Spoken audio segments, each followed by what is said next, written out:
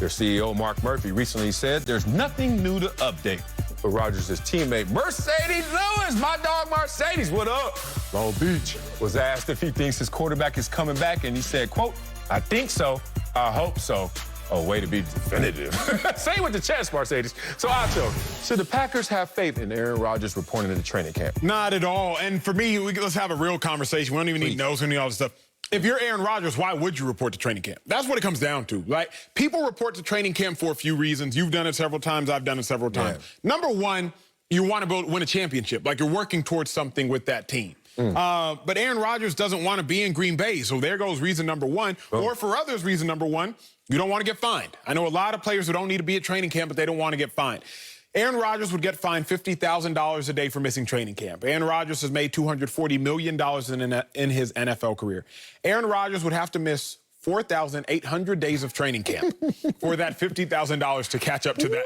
Bill Parcells training camp, that's long. Exactly. It's not going to happen. It's not happening. I hate answering a question with the question, should Packers have faith Aaron Rodgers will report to training camp? But my question is, why should Aaron Rodgers report to training camp? Aaron Rodgers has no motivation. And because Aaron Rodgers has no motivation, Packers fans should have no faith. Aaron Rodgers has no need to be there, no motivation to be there, and doesn't desire to be there. So why should he be there? He won't be there. Whoa. Packers fans, no faith. The key word here is faith. So I say yes, because you got to have belief in what's not seen. And right now, it doesn't look like, and I don't think we've seen Aaron Rodgers there. So we got to have faith. Belief in the unforeseen. Belief in something that we don't know if it's going to happen or not. So, yeah, you should. And I'm going to tell you why. Because there's a trust system that occurs on the daily in every interaction you have, and you don't even give it proper respect and credit. One of them I always take notice of is if you ever drive down a major street and you're on the left side in the left turning lane, and the other people are coming flying on the other side, and they're right there. We trust in each other a whole lot. I don't know you, you don't know me. I'm going where you just left and vice versa. But boy, it's some trust, because these side mirrors are close, and we are hitting these numbers. That's the same thing going here with Aaron Rodgers. Aaron Rodgers is not in line because he doesn't want to buy in. He doesn't want to buy into what this culture has turned into before his very eyes. But he's going to come to a realization that he contributes to this same culture that he doesn't want to buy into now. So all of a sudden, he's going to have to respect and acknowledge that I'm trusting not only where I am, but where they're going. And maybe that's a different direction. But we don't have to always collide. When I'm riding down La Cienega, I don't run into that person. I don't even know that person. Whoever upstairs you don't like, because he won't say his name, but whoever it is, and we kind of know who it is, but I ain't going to say it if he won't say it, you ain't got to know him like that. You don't have to like him like that. You know how many people, they give it to you like this. You said no notes. I don't know why you said that either, because I got a gang of notes, and you must don't have any no notes. Okay, here's the thing. Give you a team picture. I'm going to do this to you one time. 2014 Eagles or something like that. Team picture. I guarantee you, you won't know 60% of the names on there. 40% of them dudes, you'll be like, number 52, number 97. Oh, that's the homie. I remember he used to. You won't even know him. It's okay in terms of Aaron Rodgers being on his team to still find his social space, still find somewhere where he's comfortable, but still fall in line. So, yes, have faith, because I think he's going to report.